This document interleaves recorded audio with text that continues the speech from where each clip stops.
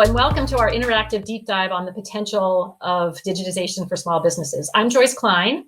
I direct the Aspen Institute's Business Ownership Initiative, and I'll be your moderator for today's conversation. The Business Ownership Initiative is one of two programs at the Aspen Institute that work to expand and support small businesses. The Business Ownership Initiative focuses largely in the United States, and we work to expand economic opportunity through business ownership. And then my colleagues at the Aspen Network for Development Entrepreneurs, or ANDE, organize and support a global network of organizations that are working to propel entrepreneurship in developing economies. And their work includes providing resources to their members to support digitization of the small business sector, which is what we'll be talking about today.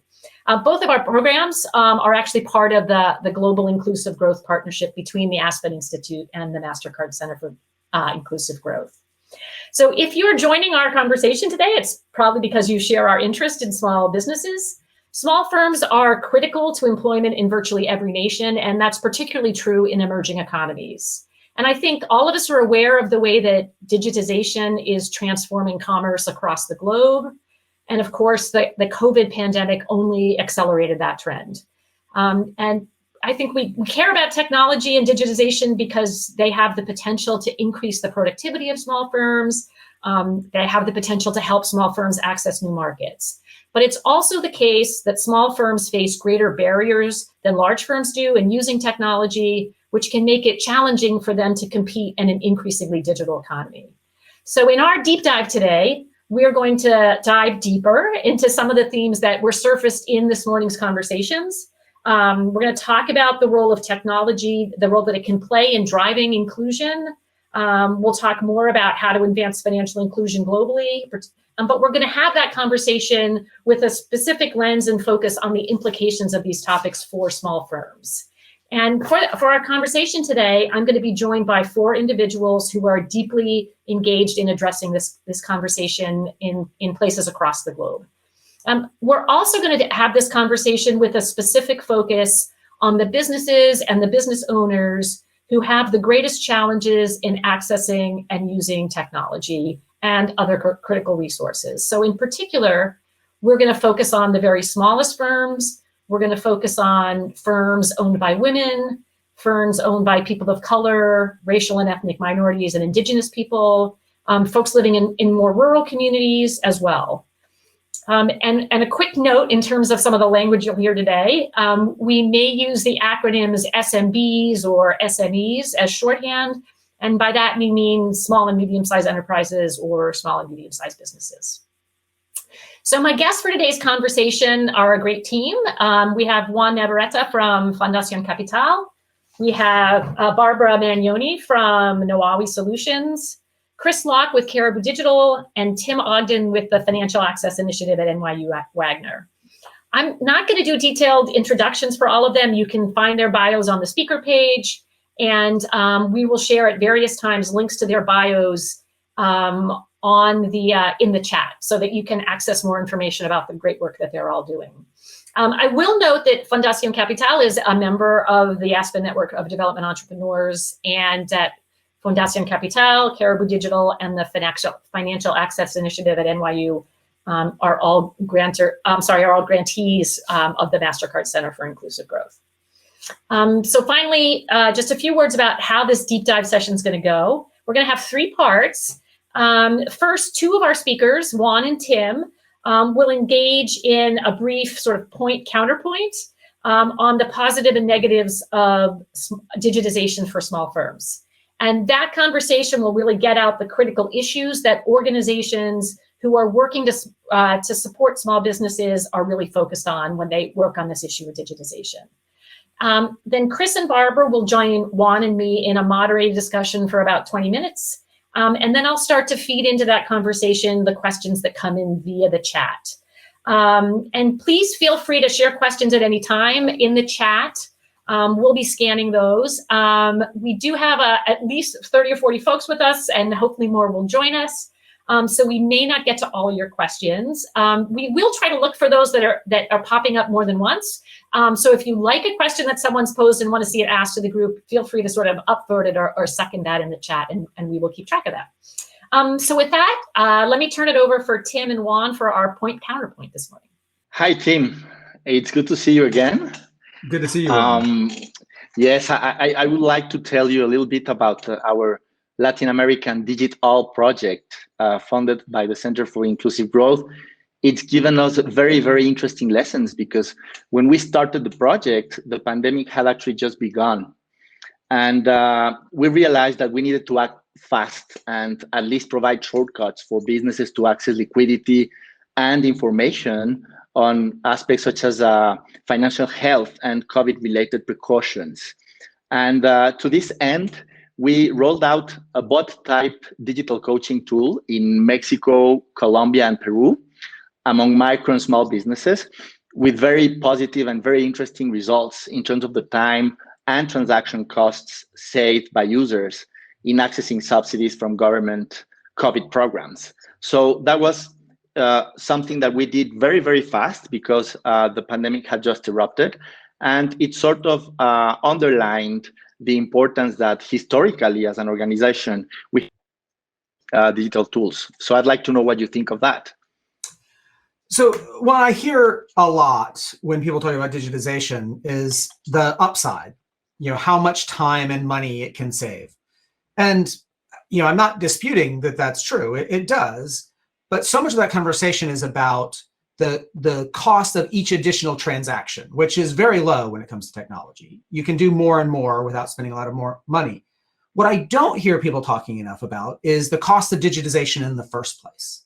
So as you said, Fundación Capital was able to roll this out quickly, but that's because Fundación Capital had been investing a substantial amount in technological tools for a long time.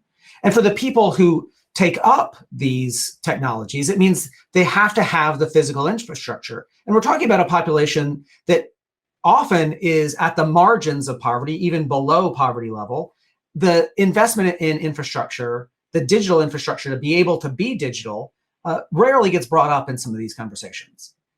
And I'm especially worried that these conversations don't take into account the ongoing costs of maintaining a technological infrastructure, participating in a digital economy, particularly where it comes to security. These days we hear every day about some other organization that has been hacked, has been held for ransom. And we're pushing a bunch of people who don't have the knowledge and don't have the expertise, much less the ability to pay to secure themselves. Yes, I do agree with you, Tim. But I guess as far as the cost of devices and connectivity constraints, for instance, I guess that both you and myself can about the rapid pace of adoption of smartphones and data plans by the bottom of the pyramid. When Fundación Capital started about 12, our tools were meant to work in tablets and offline. And today, our designs are mostly for lower-end smartphones. Populations actually have access. So I guess it's a trend that is not going to stop. And as far as concerned, you're also right. That is actually a big challenge that I think we all have to tackle. I think that the tools to securely navigate digital environments are needed not only by vulnerable SMEs, but by other segments as well, such or senior citizens. So I think this is something that concerns us all, and it's a challenge that I guess we just have to tackle and to have refined and better tools to securely navigate digital ecosystems. In the case of SMEs, I think we have collected wonderful stories. We recently recorded an interview, for example, here in Mexico with a female business owner who was extremely that had translated in lower levels of cash in the shop, and who also had the opportunity to cross-sell through digital payments. This lady had actually suffered from a robbery the month before she actually started using the POS device. And then, among other benefits, there is, of course, the aspect of access to finance. There is the possibility of a digital footprint possible for MSMEs to access productive credit. We have seen a very wide variety of solutions from different stakeholders like fintech and consumer goods companies that have a better understanding of MSMEs through their digital footprint to offer them productive credit. So I think this is very positive as well.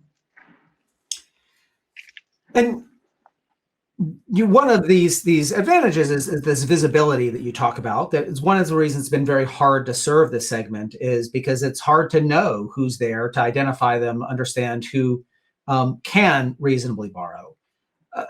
But a lot of the conversation too about visibility presumes that someone wants to do something, that there are banks out there that want to serve this segment. And you're based in Mexico, Juan. You know that the large majority of the challenge in Mexico isn't so much that no one knows these customers are there, but the traditional banks have for decades declined to serve this segment. So just because the data is there doesn't necessarily mean that some other organization is going to want to come along and serve these people. And I think we have to take into account that some of the people who do want access to the data are not people who want to see these firms prosper, but because they see a new market for their predatory products. And if you use some of that data in the wrong ways, you can convince people, fool people into taking products that are not good for them, that are good for the provider, but not good for the firm. And then that adds a whole other layer of burden onto the owners of these firms. We know that there is a managerial skill and experience gap for these firms, that they need help understanding sort of how to get better at managing their firms. And digitization then adds a whole other skill category to them, that they need to be able to understand the difference between what is a net positive credit offer and what does a predatory loan look like? How do I know the scammers from the real providers? How do I know that I'm not getting myself in too deep or borrowing too much? So I worry about adding yet another burden onto these small businesses. That's true. I think it's a burden. And yes, you do indeed have to invest time and effort to be digitally functional and to securely navigate digital ecosystems. But it's about how much effort MSMEs need to do. As far as we're concerned, we have focused on the most practical aspects in terms of the contents in our capacity building tools. And once we manage to build a skill or change a behavior, MSMEs actually save a lot of time in their management tasks and can become more productive. And as far as predatory credit, also true. I mean, in Mexico, there is very expensive credit, but entrepreneurs need to be empowered with information and capacities to be able to make the smartest decisions when accessing finance and to be aware of the rights as well. And what we have experienced with our digital management tools is that once there is this effort invested, as you know, time is among the scarce resources that business owners have. And in our program, we have been offering, for example, inventory management tools meant to save time and untap the business potential of the owners because they have more free time to make a business plan and think about the future. Observed in the journey of digitization of some SMEs, entrepreneurs that have actually accessed digital marketplaces that permit them to expand their markets and increasingly operate with digital payments, and which have permitted as well, for example, to offer new services such as home deliveries, which are very relevant for COVID times. So in the overall, yes, you have to make an effort. There are a lot, but once you do it, you can see the gains relatively fast. So you mentioned home delivery there, Juan, as a sort of a new service and ability to reach new customers. And again, I think that can be pretty exciting. But it also, when you think about home delivery, digitization also enables the big players to compete more easily with the small players, to use their scale economies. And even if they're businesses that are in the sort of the platform business model, these small businesses are really far more at the mercy of those platforms if they digitize than to anybody they would have done business with before. I think about an organization like Amazon or Mercado Libre in Brazil. These platforms really are about trying to make the small businesses on them interchangeable. They're in it to serve the customer, not to serve the small business. And for them, they want to bring as many people as possible and have them compete with each other for the benefit of the customer. So, maybe the business can reach more customers, but also there are thousands of more businesses competing for those customers. That introduces a level of competition for those small firms that now they're having to sort of keep up with the pace of technology. It's not just one investment. I am fairly digital, but I had a hard time using my phone this week because Google updated Android and they moved all the buttons on my phone. I think about the burden on these firms of keeping up with all of the changes that are being driven in technology. Can they keep up? And for those that can't, are they left even further behind? Are we increasing a digital divide for some of those firms? Yes, I think that we all suffer from the problems of the very, not only in terms of competition, as you rightly mentioned, especially for MSMEs. A couple of weeks ago, we were suffering from the WhatsApp and Instagram problems and Facebook problems globally. And that is a challenge that we all have to face. But at the same time, I have to say that there are not only these large platforms that you mentioned. We have seen very interesting projects and endeavors with platforms that are able to differentiate their services to cater to specific needs, for example, or for specific niches. And even though some of these projects are only in a startup mode at the moment, I think that interesting prospect into the future in terms of further differentiations and new platforms. And yes, I mean, there is also the challenge of the digital divide. And that's actually why we need to put together comprehensive strategies and tools to help entrepreneurs adoption journeys. Value chains are increasingly digital, and non-digital entrepreneurs are likely to be excluded from inclusive growth ecosystems. So the digital divide is already there. And if we don't act fast, the gap will be wider and wider, and crucial segments of our economies will be left behind. So I think all of the points that you rightly point out are absolutely true. Point to the fact that we need to have a comprehensive agenda of how best possible digital navigators in this complex ecosystem. Well, thank you, Juan. For our audience, that was a little bit of a caricature, but we wanted to put a lot of issues out on the table to set up this next conversation that Juan is going to be part of, delving into more of the details of how we reach these segments, how we protect them from risks and enable them to take advantage of opportunities without deepening or widening the digital divide. So with that, I'm going to turn it back over to Joyce. Terrific. So thanks again to Tim and Juan for really setting the stage and getting a lot of issues out there on the table. And welcome, Barbara and Chris. Great to have you join the conversation to bring in your perspectives and your take on these issues. First, to jump right in, I'd love to get, that was a lot, Barbara and Chris, but I could see you, we were in the green room and you're nodding your head. So love to get your takes on some of these. I'm going to start with Barbara. Always Solutions works with Indigenous people in Mexico to bridge the digital divide. Would love to hear, like, what are the one or two points that either Chris or Tim made that you want to just make sure, you can reinforce and share a little bit about how they connect to the work that you're doing.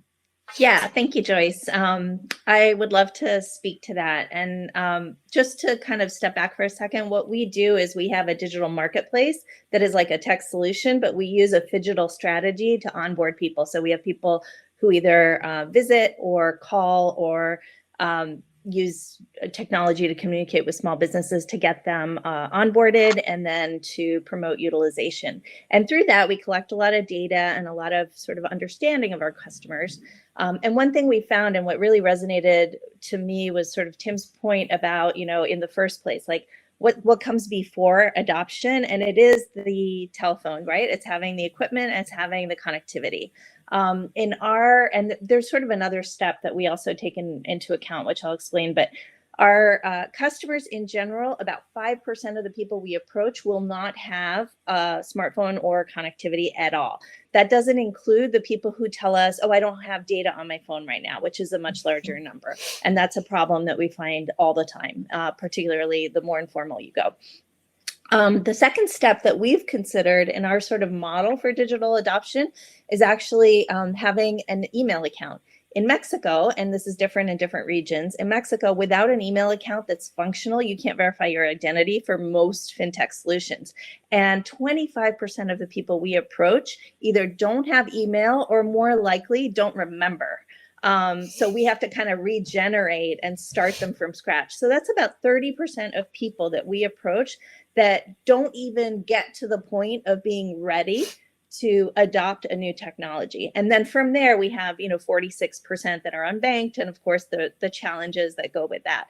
So this idea of like the cost of adoption being like pre-fintech, I think it's one that resonates really well. Once you're in the fintech space, you do find very cost accessible products, as one mentioned, that may be more attractive than, traditional bank products, and often are.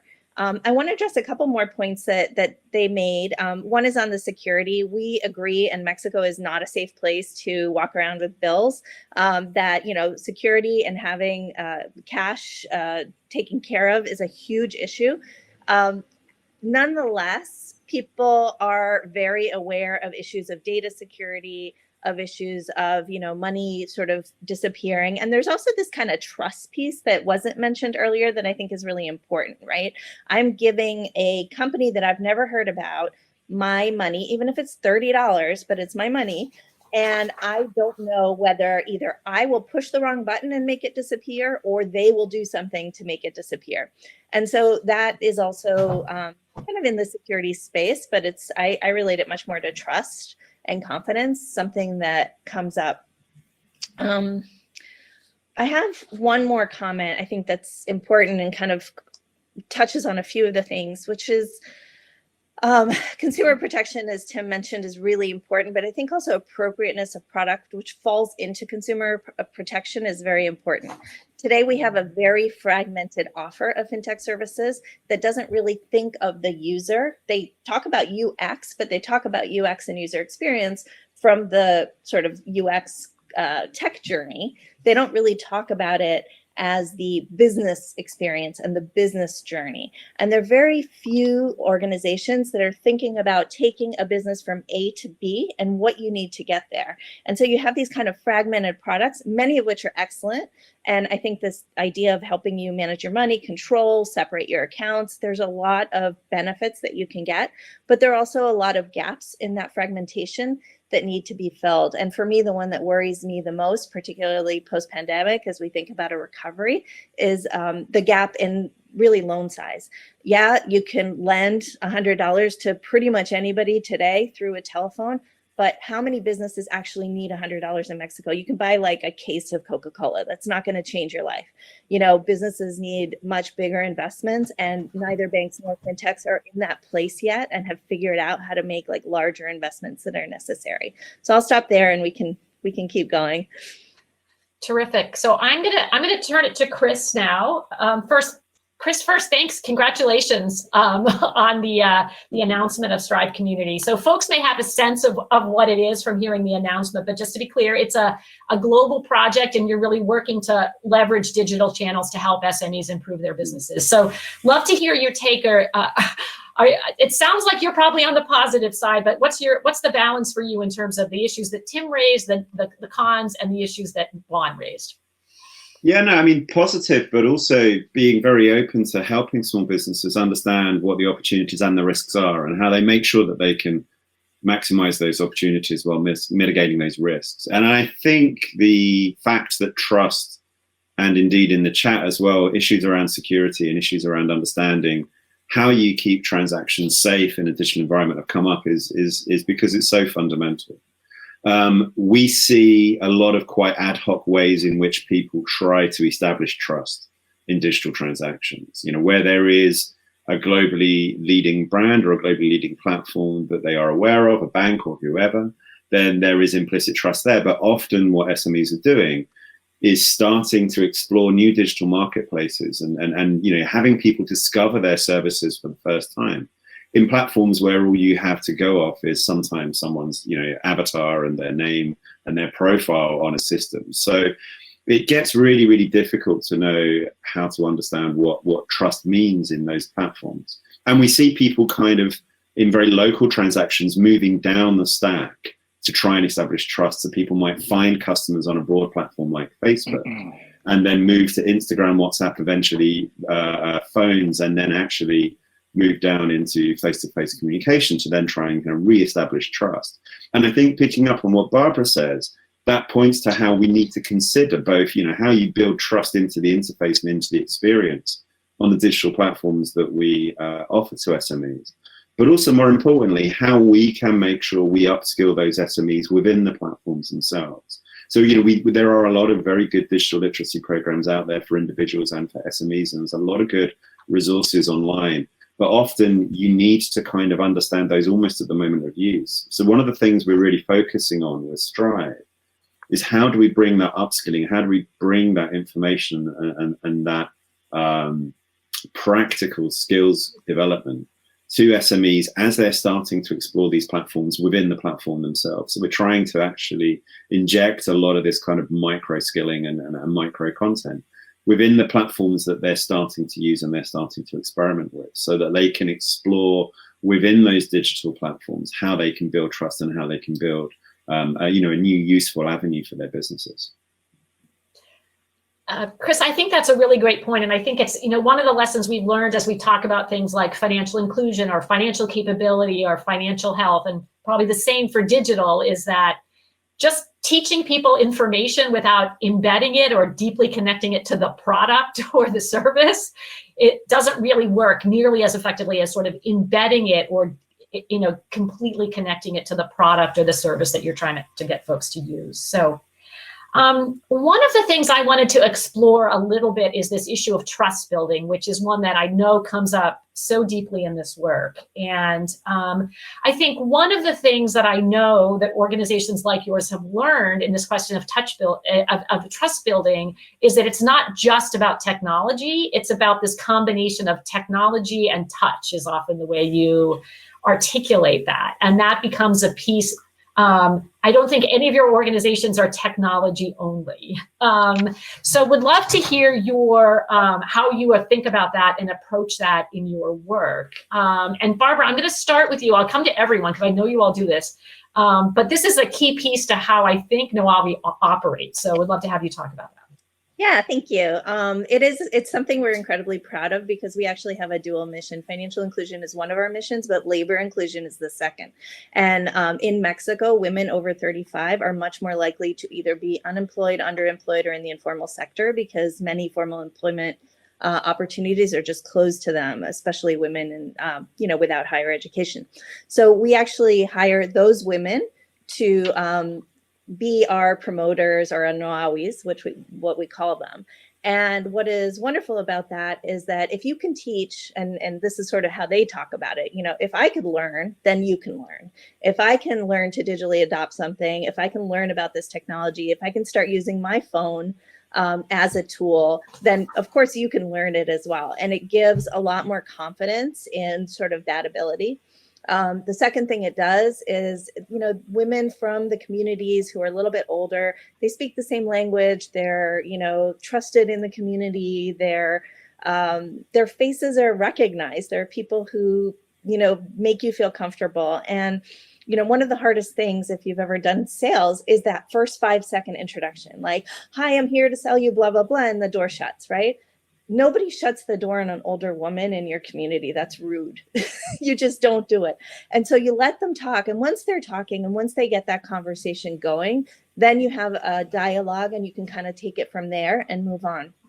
And one of the things that we're very proud of, even though we don't specifically target women in our digital adoption strategy, one thing that we're very proud of is that by using this mechanism, we are able to have, for most of the products that we market, 70% of our customers are women versus 30% men. We have 50-50 in one other product. And, I think that really speaks to this strategy that we use, that we're able to kind of onboard women a lot more. We've had fintechs come to us and tell us they have 10%, 20% adoption of women. So incredibly low compared to what we think about, in the microfinance world, for example, where you have a primarily female client base. In digital technology, it's a primarily male client base. So we're really proud of the fact that by using these women as our promoters, we're able to kind of onboard women more effectively. Great. Juan, can you talk a little bit about how this plays out in your work, which I know it does? Yes, we have always mixed the touch and the tech. Actually, we way within our digital project, and yes, I mean, digitization is just not going to happen automatically. There is always, specifically for these segments, the ingredient of the touch. And the question there is how much touch and how much tech, if you really want to have a model that is cost effective when you want to reach scale. For Fundación Capital, when we first started, we were doing projects dealing with, and we made a lot of experiments with digital tools that would substitute the traditional class model. But we always found that there was also a level of touch, and digital was never going to be the full substitute of the process. So we have experienced that over and over with different devices, with different channels. It's different today than it was 12 years ago, but there is always the... And I think that the big challenge is really finding the right mix of both if you want to grow and if you want to achieve scale. So in the end, I think it's a matter of customized services that are as personalized as possible through the touch, but being smartly. Chris, what would you add here? So I think, you know, people have a mistaken assumption that when you digitize economies and when you digitize transactions, everything moves into the ether, when actually that hasn't been the case. I mean, most people's experience of COVID has been fleets of drivers expanding their businesses, moving stuff around. And I think this is almost more true in emerging markets, where even when we talk about successes, as was previously spoken about on one of the earlier sessions of something like M-Pesa in Kenya, actually that's successful because of 40-odd thousand cash in, cash out agents. And actually digital in emerging markets for low-income customers has always been a transaction that sat across very physical human interactions. And I think that only continues as we look at the way SMEs digitize their business in lots of ways. So I think tech and touch isn't something that happens in this world just to, you know, reinforce trust or to, you know, make a transaction something that people have faith in. It's actually fundamental to the ways in which digital intertwines with the physical world and the way that people run transactions in a more physical space. And I think that's always fundamentally been there in the way that emerging market digital economies have grown. You know, they've not grown through the through advertising, allowing you to get revenue from people's attention, which is the way digital economies have expanded in Silicon Valley and in more developed economies.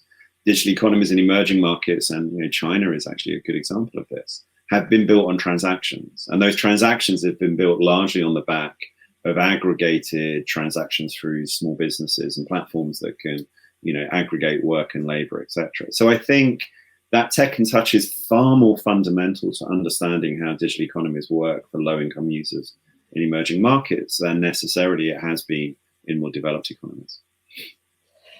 Chris, I'm wondering if we can talk a little bit, and this is starting to reflect a question that I think that's something that's coming through in the chat, like what needs to be done to make sure that products that are developed for the customers that we're talking about today really understand both, you know, sort of who they are, what they need, how they behave, and what their challenges are. And is this something that fintechs are actually investing in, or do they understand these customers?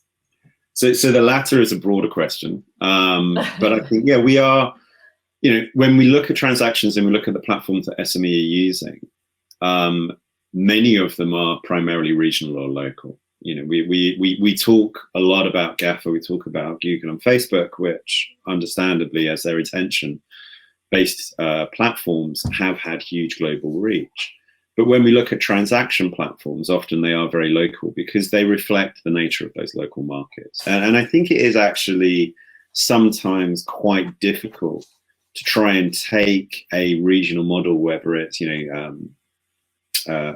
some of the super platforms in Indonesia or Flipkart in India or Jumia in Africa, and actually make it scale across multiple regions, because the nature of the way people transact, the nature of the type of transactions that take place often are very, very specific to a particular community or a particular country. So I think transactional economies really shape from the bottom up, from country to region, rather than necessarily from the top down.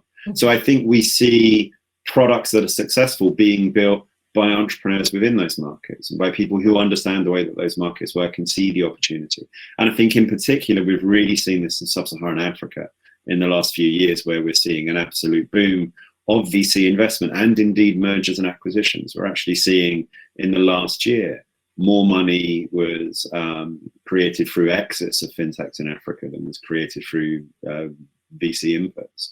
So we're starting to really see a fair amount of activity through mergers and acquisitions that's allowing some of those platforms that have come up serving local needs, built by people that understand what those local needs are, so that they can scale and become bigger. But it feels far more like a kind of a bottom-up down one. Mm-hmm. Barbara, I wonder if you can speak to that, because my sense is you're someone who spent a lot of time deeply understanding who the businesses are that you want to reach, and talk about how that plays into the design of what you've done. Anything else you want to add to this conversation as well? Sure. Yeah, I think for us, I mean, the biggest kind of learning recently has been this kind of impact of the pandemic on all of this, because we actually see, this kind of push toward digitalization, or this kind of accelerated digitalization as a result, but it's partial. So what I mean by that is the sort of biggest challenge for people was marketing when the pandemic hit, because of lockdowns. People just couldn't get their products out through their traditional channels. And so they started using these either delivery services or other kind of gig platforms, or Facebook Marketplace, which I use every day now. I don't know why, but it's become kind of a big thing. And a lot of our customers kind of adopted these. And to some extent, it's hurting those grassroots solutions that Chris was referring to in our market. And the reason for that is that you sort of go back to the trust thing. People know the brand Facebook. They know the brand, in Mexico, it might be Rappi, the delivery service, or Uber Eats, or whatever, Uber, and those brands might be kind of a nice first step toward digital adoption, because it's a known brand. You kind of feel like everybody's on it. It helps you get your commercial platform going. But then when it's time to go into a more niche product that might be a digital wallet or a local lending app or something like that, and it's not Facebook and it's not Uber and it's not a brand, they might actually have a little bit more resistance, because they're used to adopting now the brand name. So we've sort of seen that recently, which has been kind of a weird outcome. Interesting. Yeah. One question for you. How big a problem is lack of basic internet access still, or is the problem more about people sort of knowing what to do once they have access? There's been a lot of talk. I should note that some of the earlier sessions today talked a lot, particularly in the US, about lack of broadband and what that means in rural areas and how that creates issues for small businesses. Would love to hear your perspective on that from the places you work. I think you're on mute. Sorry. That's okay. Once you have access, there is a lot to do in terms of coaching you to navigate the ecosystem. To provide you, firstly, I think with information, it's very important to know the features of the products that you are going to access in the digital space. And also your rights, what to do if there is trouble, and what you are entitled to as an individual towards a company. That is very important. An informational layer, also a basic capacity layer able to have the basic digital skills to navigate and to use digital tools. And thirdly, perhaps more in-depth knowledge. For example, to be a better manager of your business, to make sense. I think that in that order, because what comes first when you have access to the digital world is having these basic skills to navigate and being able to securely navigate to face all the risks that are associated with the digital space.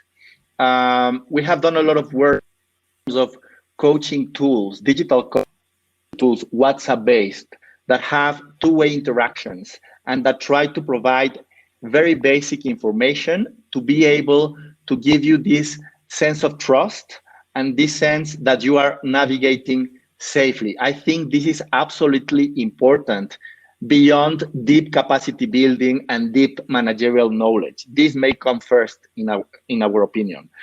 But then, of course, there is also a lot to do in terms of connectivity infrastructure. I mean, there are many places in Mexico that still lack this basic connectivity infrastructure, and it's yet a problem to solve. I mean, the pace of connections in rural areas, I think, is going relatively. I wouldn't necessarily say very fast, but there is.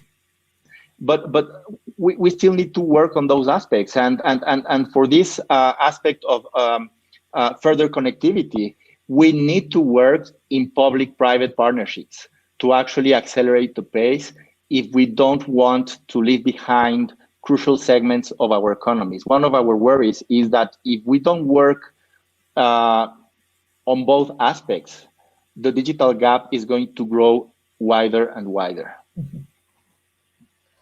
So, Juan, one of the points you mentioned, which I know is something we wanted to touch on today, is, so you spoke to the access question, but there's really the question about once someone gets access, how do you really maintain engagement, which is in some cases really fundamental to sort of the business models, particularly if you're a transaction-based business, I would think. Mm-hmm. Chris, so thinking about how you maintain engagement, I think is an interesting and important question. Chris, anything you want to say on any of those points?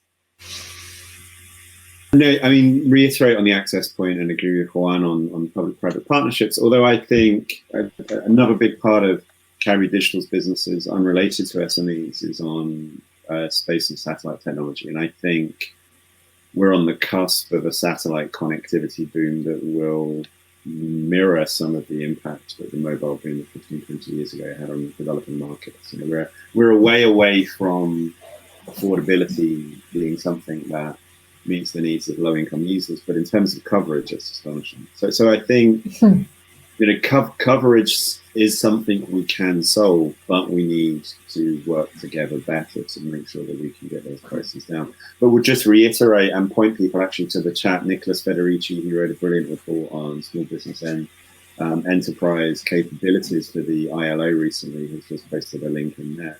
But picking up on what Juan said, there is this real kind of hierarchy of capabilities, and that the developers, they come online, that kind of people need to be taken through, which is again why we're focusing a lot on our program, on making sure that we're teaching those people as they're doing activities so that they get the right kind of learning at the right time in their journey as they come to digitize their business. And that WhatsApp example was really key as well. We're looking in our program at micro mentoring as one of the things that we offer, because often, again, watching a video or reading a document isn't necessarily where you're going to learn the best. You're going to learn best from someone else. You're going to learn best from someone who can teach you more broadly how digitizing your business can improve what you're doing and can be more responsive to what your specific requests are. So the other great thing that this technology offers us is that amazing opportunity for peer-to-peer learning and micro mentoring, which is great. Barbara, I know this is something you've been thinking a lot about. Yeah, I mean, for us, utilization is critical, because when we secure adoption, it's a cost to the fintech. When we guarantee usage, it's a revenue, income to the fintech. And so we really strive in that direction and have struggled a lot with it. It's not the easy piece of this. Adoption is easier. And there's so many reasons. And I think that's the part that has led us to consider this like omni-channel model. So yes, WhatsApp, but like inbound, outbound, kind of omni-channel engagement with customers as much as you can, because there are different kinds of customers and different kinds of problems. And each one is going to require kind of a different solution. So it's very common for a customer in a password enabled space to forget their password, try something, you know, not succeed at the first attempt and just drop it and move on to their regular way of doing business, which might be a pen and paper or cash. And they're not going to necessarily let you know they did that and that happened. And so you need some outbound kind of reminders and check-ins in order to make sure that, you know, hey, are you using this? Why not? Oh, you forgot your password. Here, try it, you know, walk you through it and kind of get you to that place. There may be other situations where they're going to call you and you need a really good inbound service that can be chat enabled, or it can be phone, where you walk them through the solution because they're calling you. We find that the outbound tends to be that need tends to be more prevalent than the inbound. There's sort of a small group of users who are super excited, super engaged, and every time they have a problem, they'll reach out and try and call you and figure things out. But then there's also a lot of people who just give up and drop it and move on. And those are the ones we really don't want to lose. And that requires kind of a sophisticated technology and systems and operations, as well as costly systems and operations to make sure that you're serving them on an ongoing basis. So that's kind of what we've learned and are implementing, not ideally still, but going in the direction of ideally. I will just say I'm highly familiar with the password challenge, how that plays out. One of the other issues I wanted to, we're just about at the end time. I know we still have some folks with us, so we may run a little long if our speakers can stay. But one of the things I wanted to talk about a little bit is that we've talked some today about the dynamic of having very small firms interact with very large platforms. And we've mentioned WhatsApp, and we've mentioned the platforms like Uber Eats, and this is a really relevant issue. A lot of organizations are working with WhatsApp, which is a really useful tool, but it also went down last week and had some really profound implications. So I would love to hear about what else we think we need to do on this issue, and who are the other players that need to come in to be part of making sure that we're that we're not just putting these very small firms at the mercy of very large platforms. Chris, I know this is something you will want to get at, and then I'll let Barbara and Juan in. Yeah, I mean, as I said, you know, the social media outages, when it was reported a couple of weeks ago, kind of initially kicked off in reporting in lots of newspapers about the kind of comedy aspect of people not being able to post pictures of their breakfast anymore. But very swiftly, we got some great reporting on the fact that actually for many people in India, that meant for 6 hours they can run their businesses. So I think we need to understand where we have these firms that are in the mode of shifting from attention economy in developed markets to transactional economies in emerging markets. You know, how well are they managing that transition, and what can be there to support them, and how can we make sure that the ecosystem that we're building digital economies on is robust and strong? And I think that's a really fundamental thing in helping people understand how they use platforms in sensible ways, but also how they understand where those platforms are beneficial and where potential kind of, you know, pitfalls and problems are. But I think fundamentally, post-COVID, globally, we've seen 6 years of digital transformation in about 6 months. Yeah. And people haven't often digitized their business practices out of choice. They've done it out of absolute necessity. You know, my wife is an artist. She teaches art. She moved from teaching it in dusty village halls to Zoom calls and has had to completely reinvent the way that she works. And so within our program, when we're looking at kind of digitization, we're not just seeing it as something that is crossing the digital divide in emerging markets, but it's actually something globally that everyone is having to deal with at a phenomenal rate of acceleration.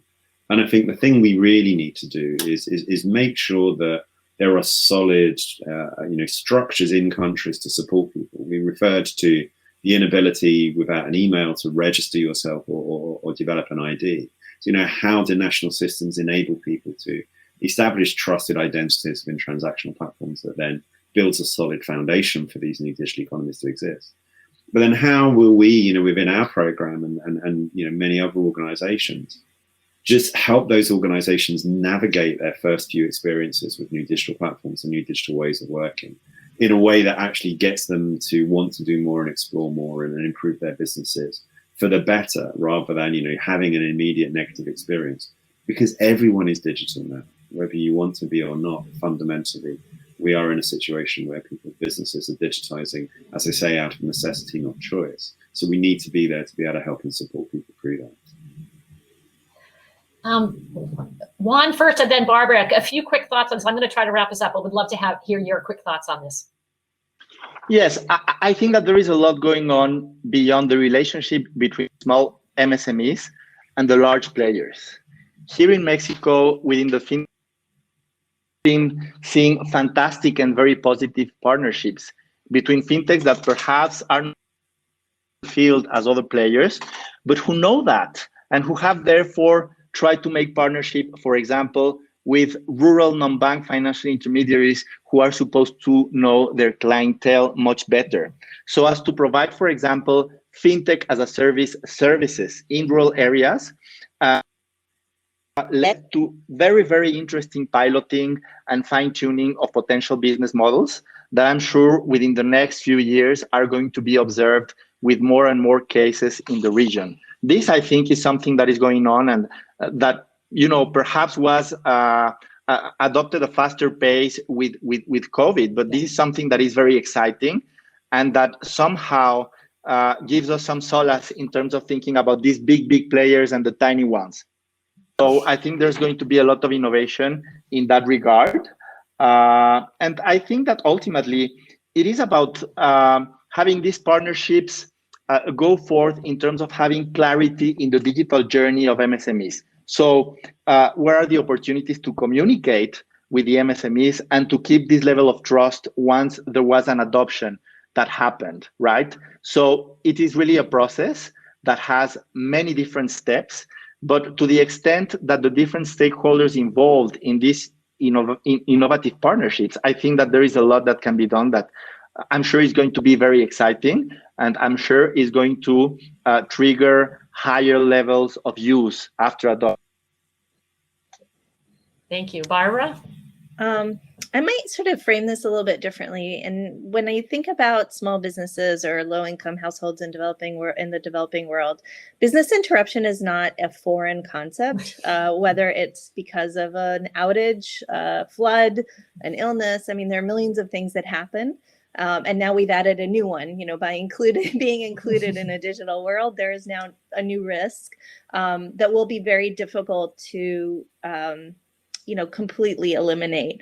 And so I would also consider mitigation as kind of a strategy toward that, where you're not necessarily trying to solve, Facebook's problems, although that would be great.